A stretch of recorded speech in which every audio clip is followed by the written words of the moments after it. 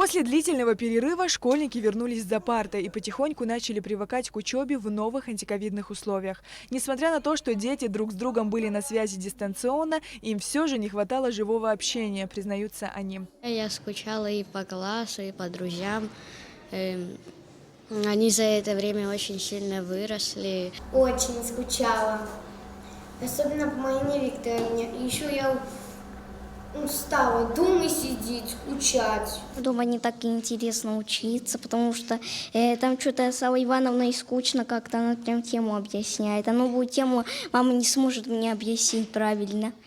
Еще я старалась сама, но маму придется звать иногда. Я дома читал, писал иногда. Иногда. Кто тебе помогал? Я иногда сам. А иногда? Иногда с мамой. В школе лучше. Потому что тут все понятней. По своим друзьям по школе скучал тоже?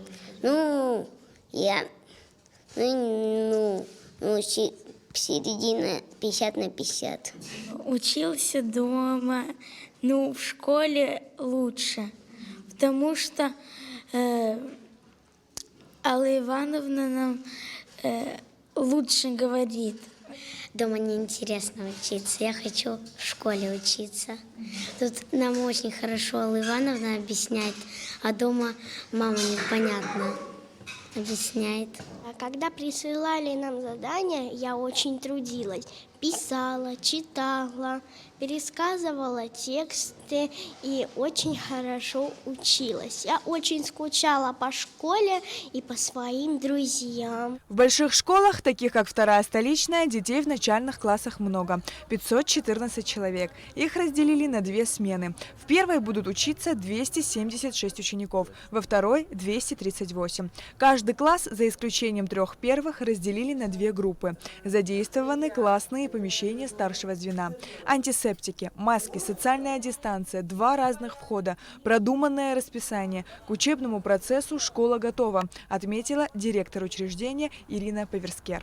Большая просьба вообще ко всем родителям, не только нашей школы, чтобы у каждого ребенка были в портфеле влажные салфетки или дезинфицирующее средство и обязательно бутылочка с водой. Буфет у вас пока закрыт? Как вот только что мне сообщила наша заведующая столовой работать в обычном режиме она не будет. Но вот сейчас мы даем как раз сведения столовой от нашего уважаемого Беслана Федоровича, мэра нашего города, каждому ребенку эти 3 дня булочка и сок в подарок. Для учеников младших классов учителя записывали видеоуроки, задавали домашние задания. Дети неплохо восприняли такой формат обучения, говорят учителя. Мы, конечно, безусловно рады тому, что начался учебный год, что детки снова вместе и будем дальше продолжать учиться в том порядке, в котором нам необходимо было. Конечно, мы занимались и в это время давались задания на неделю, еженедельно давались детям задания. Они выполняли, вот частично дети сдали свои рабочие тетради, и тетради, все, что они делали, это придется проверить. Уроки сокращаются. В начальной школе 35 минут, в старшей 40. Проверка температуры, закрепленные за классами кабинеты, перемены в разное время. Ко всему этому нужно привыкать не только детям и учителям, но и родителям, для которых вход в школу категорически запрещен. И очень рада, что наконец учеба наступила, потому что столько сидели дома. Мы, конечно, занимались, но все равно это не то. Учебный процесс он организует, дети общаются, это намного лучше. Вдруг, если ситуация ухудшится, школы снова закроют, вы к этому готовы? В наше непростое время нужно стараться ко всему подходить объективно, так что как сложится, так сложится, надеемся на лучшее. Мы занимались онлайн, сложно, очень сложно, но особенно мне так кажется, с мальчиками их сложно усадить вообще за уроки. Не знаю, справились, как справились. Сейчас учительница будет говорить нам, что у нас вышло из этого. Мы уже, в принципе, привыкли, что мы больше полугода сидим дома.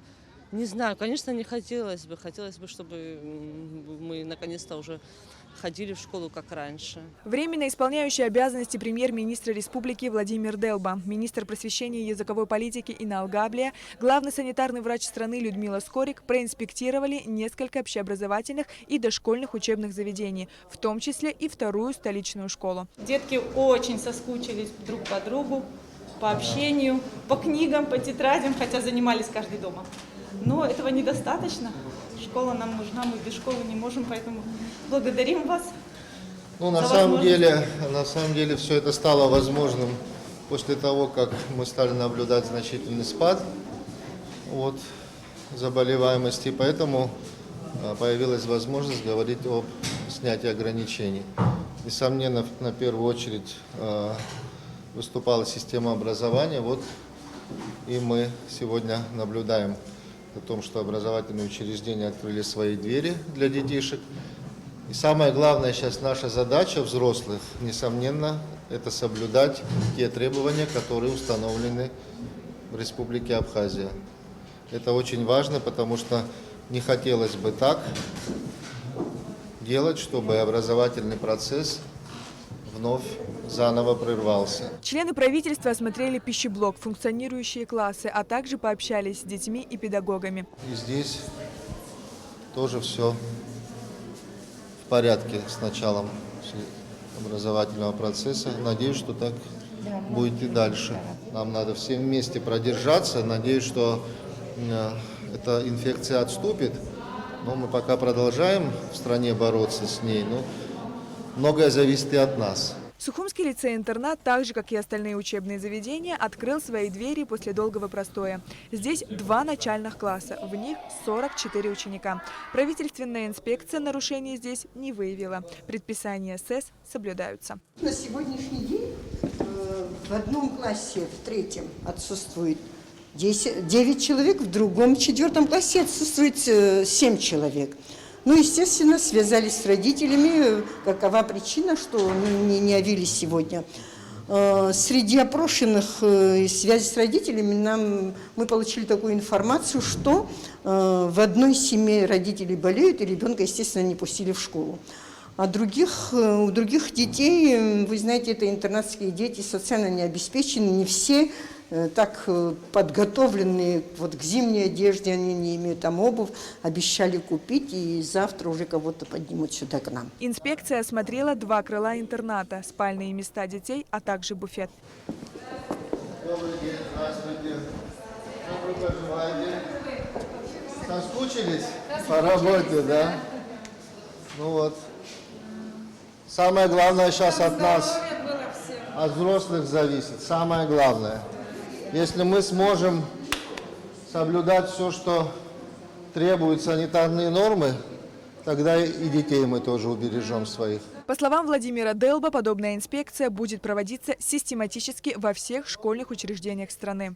15 февраля свою работу возобновили и дошкольные учреждения. В Сухумском детском садике «Аляс» числится 154 ребенка. Из них 63 пришли в первый день. Мы всех посадили по одному, как требует положение, что нам издали, как санэпидстанция. У нас дезинфицирующие средства все есть, и руки протерли, и в группе все почистили, убрали, измерили температуру детям. Ну, измеряем постоянно. Каждый раз мы проветриваем комнаты. Ну, насчет этого все у нас нормально. Дальше как будет, не знаю. Родителей не запускаем вообще за калитку во двор. Напоминаем, что с 22 февраля к учебному процессу будут допущены и ученики 5-11 классов. Сария Кварацхеля, Тимур Гугохи, Алексей Баструков, Абхазское телевидение.